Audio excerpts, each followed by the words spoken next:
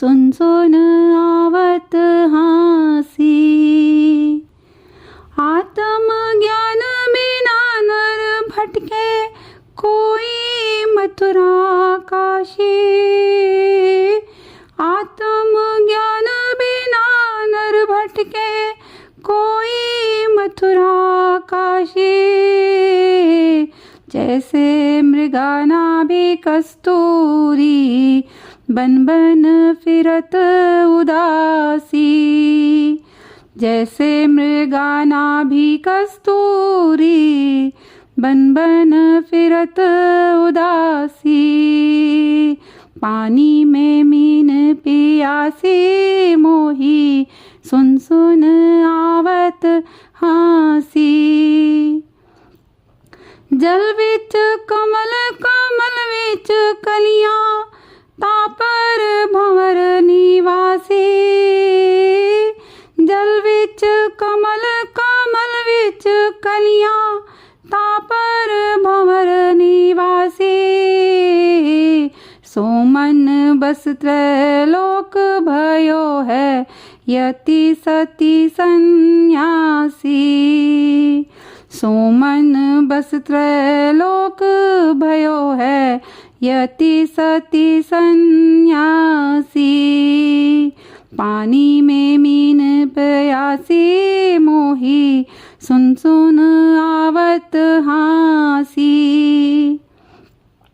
जाको ध्यान धरे विधि हरिहर, मुनिजन सहस 88। जाको ध्यान धरे विधि हरिहर, मुनिजन सहस 88। सो तेरे घट माही विराजे, परम पुरुष अविनाशी। सो तेरे घट माही विराजे, परम पुरुष अविनाशी। पानी में मीन पियासी, मोही सुन सुन आवत हाँसी। है हाजिर ते ही दूर दिखावे, दूर की बात निरासी। है हाजिर ते ही दूर दिखावे, दूर की बात निरासी। कहत कबीर सुनो भाई साधो, गुरु बिन भरम न जासी। कहत कबीर सुनो भाई साधो, गुरु बिन भरम न जासी। पानी में मीन पियासी, मोही सुन सुन आवत हाँसी। पानी में मीन पियासी, मोही सुन सुन आवत हाँसी। मोही सुन सुन आवत हाँसी।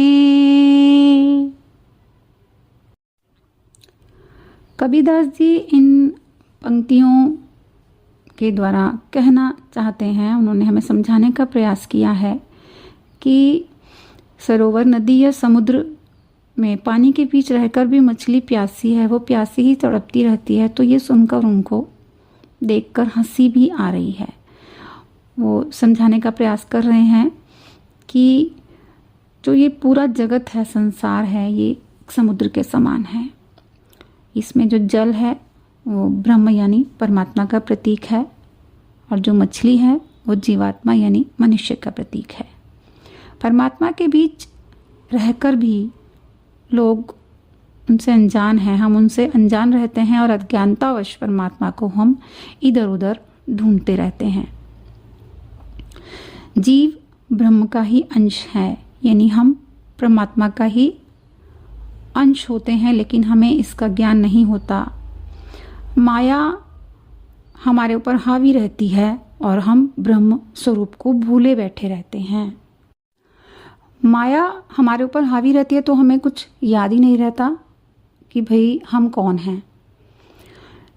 और आत्मज्ञान के अभाव में, क्योंकि हमें आत्मज्ञान नहीं होता है, हमें पता नहीं होता है कि हम हैं कौन, तो हम धार्मिक स्थलों पर परमात्मा को खोजने चले जाते हैं। कभी मथुरा जाते हैं, कभी काशी जाते हैं। ऐसे ही बहुत सारे तीर्थ स्थल हैं जहाँ पर हम जाते हैं परमात्मा को पाने के लिए, लेकिन हमें वो नहीं मिलते। क्योंकि कई बार तो जो धार्मिक स्थलों के पुजारी होते हैं उन्हें भी नहीं पता होता, क्योंकि वो भी इन सत्य से अनजान ही होते हैं। कई बार ऐसा होता है कि घर में चीज़ पड़ी होती है, रखी होती है, और हम उसे ढूंढने के लिए बाहर भटकने लग जाते हैं। वो अज्ञानता के कारण होता है। ठीक उसी तरह जैसे कस्तूरी का वास, उसकी सुगंध उसकी नाभि में होती है, मृग की, हिरण की, लेकिन उसे लगता है कि ये खुशबू कहीं बाहर से आ रही है, तो हकीकत से अनजान होने के कारण वो उस खुशबू को बाहर ही ढूंढता रहता है और वन में इधर उधर भटकता रहता है, लेकिन उसे कहीं भी वो मिलती नहीं है और फिर वो उदास हो जाता है। तो यही स्थिति मनुष्य की भी है कि परमात्मा मनुष्य के भीतर ही है, लेकिन वो उसे बाहर ढूंढता रहता है, कभी मंदिर में, कभी मस्जिद में, और आपस में झगड़ भी रहा होता है। जल विच कमल, कमल विच कलियां, इन पंक्तियों के द्वारा कबीरदास जी समझाना चाहते हैं कि कमल जल के बीच में ही रहता है और कमल के फूल में कलियां रहती हैं जिस पर भौरा मंडराता रहता है। ठीक वैसे ही संसार रूपी कमल जल रूपी परमात्मा के बीच ही रहकर खिला हुआ है और मन रूपी भंवरा उस पर मंडरा रहा है। मन बहुत शक्तिशाली है और माया का प्रतिरूप है। समस्त संसार मन और माया के वशीभूत हैं। मन और माया इस तरह से हावी हो रखी है हमें कि हमें कुछ और नज़र ही नहीं आता। साधना करने वाले सभी सन्यासी सब मन को ही नियंत्रित करने की कोशिश में लगे रहते हैं, लेकिन मन संसार रूपी माया की ओर भागने से नियंत्रित होता ही नहीं है। वो संसार में ही भागता रहता है, माया उसके ऊपर हावी रहती है, वो नियंत्रित नहीं हो पाता। लेकिन हो सकता है तो केवल भगवान की भक्ति से ही नियंत्रित हो सकता है। अगली पंक्तियों में कबीरदास जी कह रहे हैं कि जिसका ध्यान ब्रह्मा विष्णु महेश तीनों करते हैं, वह अविनाशी ईश्वर तत्व परमात्मा हमारे अंदर ही निवास करता है। ऐसा मुनिजन कहते हैं। दूर के ढोल सुहावने लगते हैं। यह संसार एक मृग मृचिका की तरह है, जहाँ पर हमें तप्त रेत दूर से तिरछा देखने पर लगता है जैसे वहाँ पर पानी पानी हो। ताल तलैया का हमें भ्रम पैदा हो जाता है, लेकिन वहाँ होता कुछ नहीं है। तो इसलिए ईश्वर प्राप्ति के लिए हमें श्रेष्ठ और ऊंचे गुरु का साथ जरूरी है। फिर हमें परमात्मा सहज ही मिल जाएंगे, क्योंकि वही हमें सही मार्ग बता पाएंगे। है हाजिर ते ही दूर बतावें, दूर की बात निरासी। इन पंक्तियों के द्वारा कबीरदास जी समझाने का प्रयास कर रहे हैं कि परमात्मा का निवास मनुष्य के हृदय में ही है, हमारे हृदय में ही है, जो हमारे एकदम समीप है। लेकिन जो अज्ञानी धर्म गुरु होते हैं इसे दूर के लोक का निवासी बता देते हैं।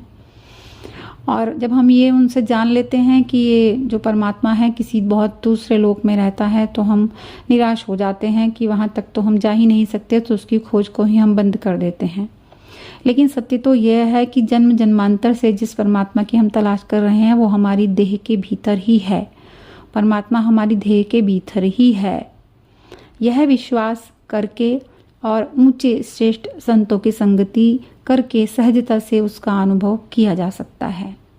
कबीरदास जी कहते हैं कि जब तक जीवन में किसी ब्रह्मज्ञानी ब्रह्मनिष्ठ सतगुरु से भेंट नहीं होगी, तब तक मन के भीतर स्थित भ्रम और संदेह भी नहीं मिटेंगे। इसलिए जीव को, मनुष्य को किसी ऊंचे श्रेष्ठ सतगुरु की खोज करनी चाहिए और उनके साथ सत्संग करना चाहिए, ग्रंथों से ज्ञान लेना चाहिए। तभी हम जान पाएंगे कि हम कौन हैं, हमारी हकीकत क्या है और हमें परमात्मा कैसे मिल सकते हैं। हम ऐसा कर पाते हैं तो हम माया को हटाकर ब्रह्म का दर्शन कर पाएंगे। बंदगी कबीर साहब की।